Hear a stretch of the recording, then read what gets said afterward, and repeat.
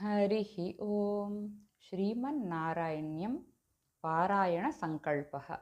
शुक्लाम्बरधरं विष्णुं शशिवर्णं चतुर्भुजं प्रसन्नवदनं ध्यायेत् सर्वविघ्नोपशान्तये।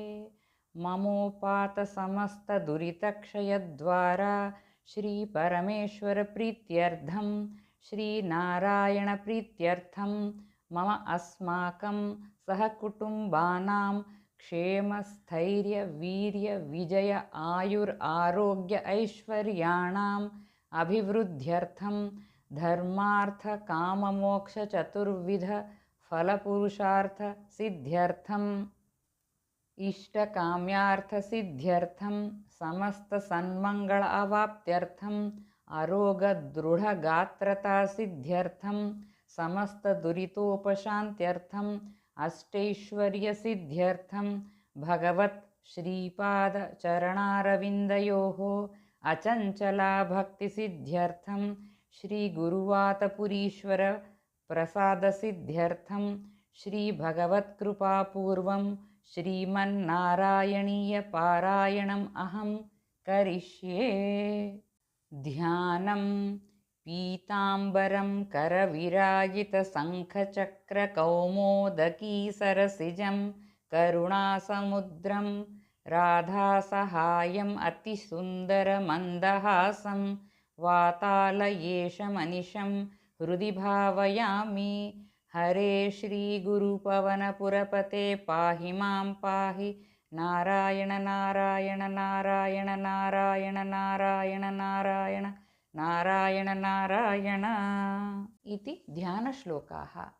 अगजाननपद्मार्कं गजाननम् अहर्निशम् अनेकदं तं भक्तानाम् एकदन्तम् उपास्महे। श्रीमहागणपतये नमः। गुरवे सर्वलोकानां भीषजे भवरोगिणां निधये सर्वविद्यानां श्रीदक्षिणामूर्तये नमः। अस्मद्गुरुचरणारविन्दाभ्यां नमः। ज्ञानानन्दमयं देवं निर्मलस्फटिकाकृतिम् आधारं सर्वविद्यानां हयग्रीवम् उपास्महे। श्रीहयग्रीवमूर्तये नमः। सरस्वती नमस्तुभ्यं वरदे कामरूपिणि विद्यारम्भं करिष्यामि सिद्धिर्भवतु मे सदा। श्रीमहासरस्वत्यै नमः। उमाकोमलहस्ताब्ज सम्भावितललाटकं हिरण्यकुण्डलं वन्दे कुमारं पुष्करस्रजं वेट्रिवेल्मुरुकनकु हरोहर। भूतनाथ सदानन्द सर्वभूतदयापर रक्ष रक्ष महाबाहो शास्त्रे तुभ्यं नमो नमः। स्वामिये शरणमय्यप्प। कोमलं कूजयन् वेणुं श्यामलोऽयं कुमारकः वेदवेद्यं परं ब्रह्म भासतां पुरतो मम। सायंकाले वनान्ते कुसुमितसमये सैकते चन्द्रिकायां त्रैलोक्याकर्षणाङ्गं सुरवरगणिका मोहनापाङ्गमूर्तिं सेव्यं शृङ्गारभावैः नवरसभरितैः गोपकन्यासहस्रैः वन्देऽहं रासकेलिरतमति सुभगं वश्यगोपालकृष्णम्। आनीलश्लक्ष्णकेशं ज्वलितमकरसत्कुण्डलं मन्दहासस्याद्राद्रं कौस्तुभश्रीपरिगतवनमालोरुहाराभिरामं श्रीवत्साङ्गं सुबाहुं मृदुलसदुदरं काञ्चनच्छायचेलं चारुस्निग्धोरुम् अम्भोरुहललितपदं भावयेऽहं भवन्तं। श्रीकृष्णगोविन्द हरे मुरारे श्रीनाथ नारायण वासुदेव। श्रीकृष्णगोविन्द हरे मुरारे श्रीनाथ नारायण वासुदेव।